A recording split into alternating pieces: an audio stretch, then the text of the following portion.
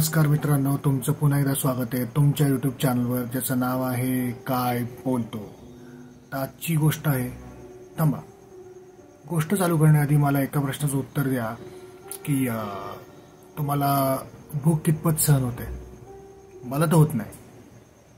आजच्या गोष्टीचं नाव आहे भूक। माधव एसटीतून खाली उतरला। ती एसटी त्याला एका ठिकाणी सोडून पुढे निघून गेली। एव्हाना आभाळ भरलं होतं। रात्र बरीच झाली होती। कदाचित माधव चुकला होता। तो चुकीच्या ठिकाणी उतरला होता। त्यामुळे त्याला समजेना की आपलं गाव पुढे राहिलं की मागे राहिलं। एक अंदाज घेऊन तो एका दिशेने चालू लागला। आता एव्हाना थोडासा पाऊस चालू झाला।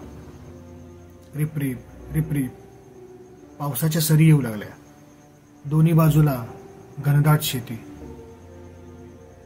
आणि त्या कच्च्या रस्त्यावरनं माधव एकटा चालत चालला होता।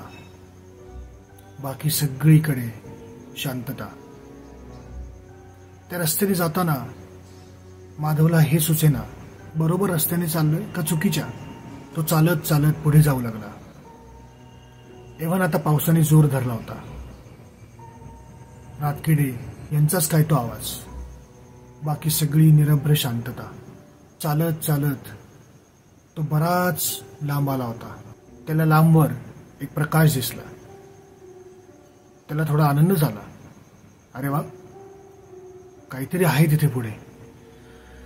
अरे देवा, चला बरं झालं, एवढं चाललो, कुठेतरी पोचलो आपण। चालत चालत तो त्या प्रकाशापाशी पोचला तर ते एक घर होतं।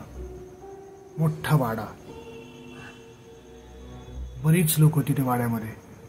काहीतरी समारंभ चालू होता, कारण सगळी लोक छान दागदागिने घालून नटून सजून एकमेकांशी गप्पा गोष्टी चेष्टा मस्करी हे सगळं चालू होतं।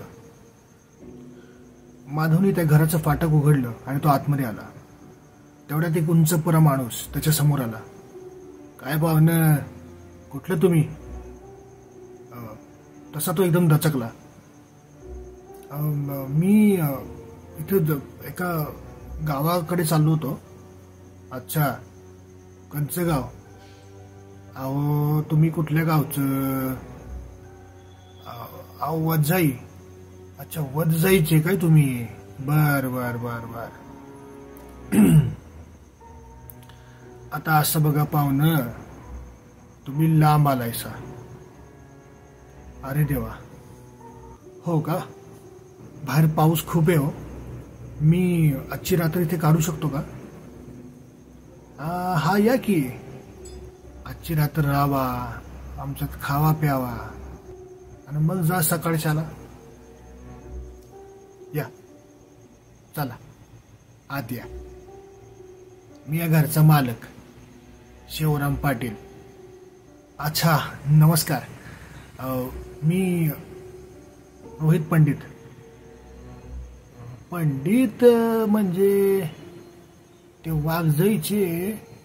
हो हो, ते ओमकारनाथ पंडित, ते माझे वडील। अरे देवा, पंडितांचं पोरगा आहे तू? हो हो। अरे शास्त्रोबत पंचक्रोशीत बाबा फेमस। अरे ये ये ये पोरं, ये ये ये ये। अगं, पाहिले का कोण आलंय ते? एक 40-45 वर्षाची बाई। तो आवाज ऐकून बाहेर आली। कोण आहे हो? अगं हे बघ, ओमकारनाथ शास्त्रींचा पोरगा रोहित।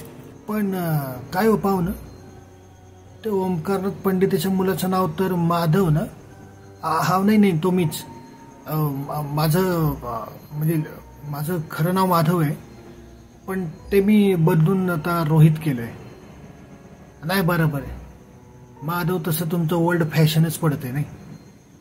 नाही नाही, तसं नाही, नाही चालायचंच। बरं या, बसा। माधव तिथे एका खुर्चीवर बसला। तो तर आसपास सगळं न्याहाळू लागला। तो एक मोठा प्रशस्त दिवाणखाना होता। 100 पान सहज उठेल। त्यांनी पाहिलं, बरीच रेलचेल चालली होती। नोकर ताटं वाढत होते। काही बायका छान नटून सजून एकमेकांशी गप्पा मारत होत्या, काही पत्रावळ्या वाटत होत्या, काही पाणी आणून ठेवत होते. काही पुरुष एका कोपऱ्यात बसून एकमेकांशी चेष्टामस्करी करत होते. तर काही पुरुष तात्कळल्यासारखे जेवण कधी येते याची वाट बघत होते.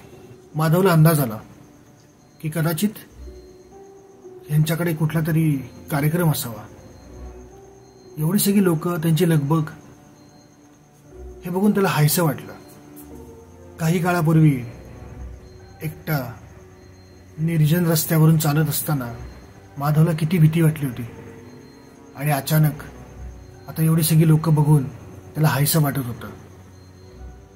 मुंबईहून प्रवास करून आला होता तो, आणि वाटेत कुठेतरी मध्येच उतरल्यामुळे त्याला भरपूर चालावं लागलं होतं. प्रचंड दमला होता तो. भूक तर त्याला खूप अनावर होत होती. इकडे लोक पानं वाढत होती आणि तिकडे त्याच्या भुकेची परिसीमा झाली होती. तो तसाच तात्कळत बसल्यामुळे त्याला पेंग यायला लागली. तेवढ्यात त्याच्या खांद्यावर कोणीतरी हात ठेवला. अहो काय पाहुणं, काय पेंगायला लागले तुम्ही इथं? चला जेवायला बसा. त्यांनी मागे पाहिलं तर शिवराम पाटील उभा होता. घ्या घ्या घ्या, चला चला चला, घ्या जेवून घ्या. आता मस्त जेवायला वाढतील तर जेवा आणि बिनगोर झोपा. माधव एका पानावर जाऊन बसला. नोकर ताट वाटी सगळं वाढत होते. त्यांनी सर्वत्र पाहिलं तर सगळे लोक जेवायला बसले होते. सगळे लोक तात्कळले होते. असंच होतं ना, आपण एखाद्या ठिकाणी जेवायला जावं आणि नुसतं मोकळं पान असावं, त्याच्यात काहीच नाही, आणि आपण तात्कळत बसलोय. 5 मिनिटं, 10 मिनिटं, त्यावेळेला भूक खूप तीव्र होते ना. तसंच काहीसं माधवचं झालं. त्याला भूक अनावर व्हायला लागली.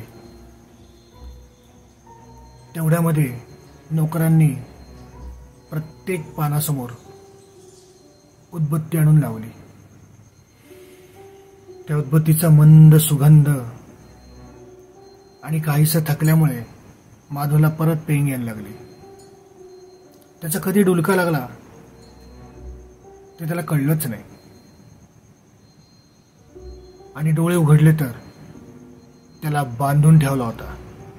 काय पाहुणं, कसं काय वाटतंय?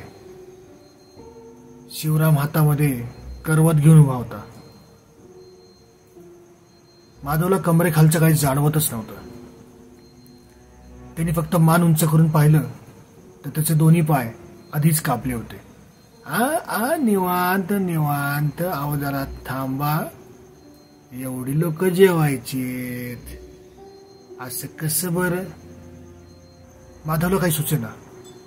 त्याला खूप दुखत होतं. चला मंडळी, घ्या बरं सगळे जेवून, आता येळ नका घालू बरं. एवढं बोलून शिवरामने हातोडा हातात घेतला. माधवराव, बराबर येळेला आले तुम्ही. सगळ्यांना भूक लागली होती. कशाला यायचं झक मारायला इथं? थोडं पण अक्कल नाही चालली का? एवढं बाजूला काहीच नाही, आणि एवढा मोठा वाडा, तो सुद्धा असा मदच, गाव नाही काय नाही. आता शिवराम त्या हातोड्याला तेल लावत होता. हा तर तुमची शेवटचीच खातेदारी करायची म्हणा. कारण कसं आहे की लोकांना भुका लागल्यात, आणि तुमच्या मायची तुमच्या. शिवरामनी जोरात हातोडा उगारला आणि माधवच्या डोक्यावर मारला. बस तेवढंच काय ते माधवला शेवटचं दिसलं. चला घ्या वाढायला याला, मस्त कापा, लुसलुशीत भाजून खाऊ आज मटान. सगळ्यांना पुरेल असं वाढा रे पोरो. अरे हो, राहिलच, तुम्ही बी येताय का जेवायला? कमी येऊ वाढायला. तर मित्रांनो, ही होती गोष्ट. तुम्हाला ही गोष्ट आवडली असेल तर चॅनलला लाईक करा, शेअर करा, सबस्क्राईब करा आणि हो, ही गोष्ट तुमच्या मित्रांपर्यंत पोहोचवा. धन्यवाद.